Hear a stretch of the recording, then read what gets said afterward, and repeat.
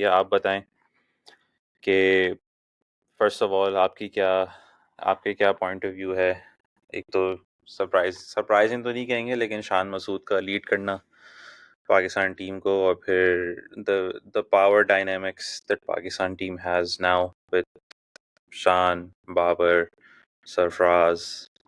जो हम लोग एक पहले यूनिटी की बात करते थे कि एक पाकिस्तान टीम में एक यूनिटी बनी हुई थी, अब थोड़ी सी वो यूनिटी चेंज हुई है।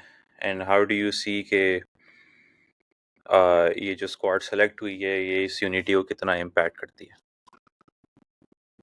अस्सलाम वालेकुम व्यूवर्स।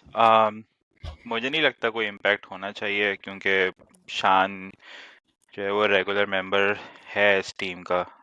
ऑन एंड ऑफ वो तीनों फॉर्मेट्स में जो है वो रेगुलर मेंबर है, तो आई डोंट थिंक यूनिटी का इतना इशू होना चाहिए। कैप्टनसी चेंजेस पाकिस्तान में कोई नई बात नहीं है। एवरीबडी हैज़ बिन थ्रू जो करंट अभी खेल भी रहे हैं। It was the same case with Sarfaraz. तो जब सरफराज की कैप्टनसी गई थी तो it wasn't really a big deal. तो मुझे नहीं लगता कि बाबर की कैप्टनसी जाने से कोई बहुत बड़ा डिफरेंस आने वाला है। शान की जहाँ तक कैप्टनसी की बात है, you know in in an ideal world जो है वो आप ऑब्वियसली किसी यंग प्लेयर को देखना चाहेंगे कि यार वो कैप्टन बने फॉर द लॉन्गर टाइम।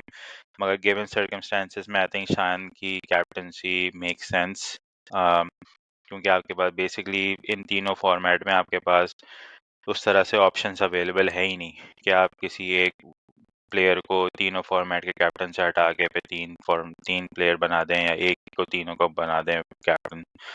तो उस लिहाज से मुझे नहीं लगता टीम में कोई बहुत ज़्यादा चेंजेस आने वाली हैं। तो अली, आपकी क्या आपकी क्या राय है इस मामले में कि आपको क्या लगता है कि शान मसूद का कप्तान बनना और उसकी परफॉर्मेंसेस पे इन अ वे के ओपन करता है या वन डाउन आता है, एक does he take the challenge as an opener? Does he come down to play as one down? I think Sri Lanka की सीरीज में वन डाउन खेला था, राइट? नहीं, श्रीलंकन की सीरीज में भी और जो लास्ट ईयर हमारी होम सीरीज हुई थी ना अगेंस्ट इंग्लैंड और न्यूजीलैंड, उस पे भी ये वन डाउन खेला हम्म। था। इमाम और अब्दुल्ला ओपनिंग कर रहे थे और ये वन डाउन आया था। हम्म। देखिए, जहाँ चेंजेस की जहाँ तक बात है, ये तो आपको भी पता होगा, ये फ्लैशबैक हो गया 2019 का। आपने सरफराज को हटाया था बिफोर ऑस्ट्रेलिया सीरीज, बाबर के साथ भी आपने भी यही किया। तो वही है कि चेंजेस तो आउट ऑफ द वे जाके हो जाते पाकिस्तान क्रिकेट में, नई बात है नहीं। क्या पता 4 साल बाद हम एक लाइव सेशन कर रहे हो और यही डिस्कस कर रहे हो। तो ये बहुत नॉर्मल सी बात है, बहुत हम्म। नॉर्मल सी बात है यहाँ पे। बाकी जहाँ तक आउट ऑफ द बॉक्स जाके कैप्टनसी इन्होंने शान को दे दी, उस पर मेरा पॉइंट ऑफ व्यू थोड़ा डिफरेंट है। क्योंकि इनलाइन अगर आप देखें तो बाबर के बाद अगर कोई इनलाइन था फॉर द कैप्टनसी चार्ज, वो मोहम्मद रिजवान थे, एज कम्पेयर टू शान भी या शाहीन भी। आप एक प्रोसीजर के थ्रू नहीं चले।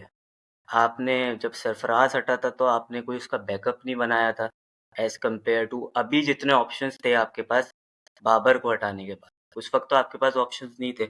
आपने अजहर अली को भी आउट ऑफ द वे जाके बना दिया था। पहले आपने 2017 में उनको हटाया, 2019 में आपने उनको फिर से बना दिया।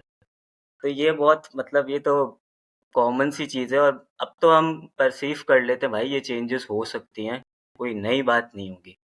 बाकी ये है कि शान की जो क्रिकेट है ना, वो काफ़ी चेंजेस हैं एज़ कम्पेयर टू जो पहले वाला शान था। जब 4 साल पहले जो आपने देखा होगा 2019-18 में, बहुत मतलब शान एक मतलब शेल में होता था, कोई वो खुल के नहीं खेलता था। अब आपने उसकी क्रिकेट देखी जब से उसको पीएसएल में कैप्टनसी मिली थी, उससे मुल्तान सुल्तान में चेंजेस लाए, फिर वो काउंटी खेलने गया। सबसे बड़ा जो उसको फ़ायदा हुआ वो काउंटी का तो बहुत फ़ायदा हुआ, क्योंकि जो डर्बीशायर में वो खेला, अभी वो यॉर्कशायर की कैप्टनसी कर रहा था। अब यॉर्कशायर कोई छोटा-मोटा काउंटी क्रिकेट क्लब है नहीं, बहुत बड़े-बड़े नाम हैं उसके।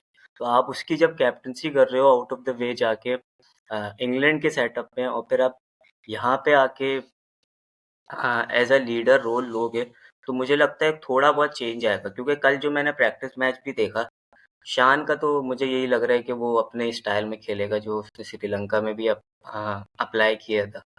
क्योंकि उसने कल 101 रन बनाया और बहुत चार्ज किया उसने बॉलर्स को।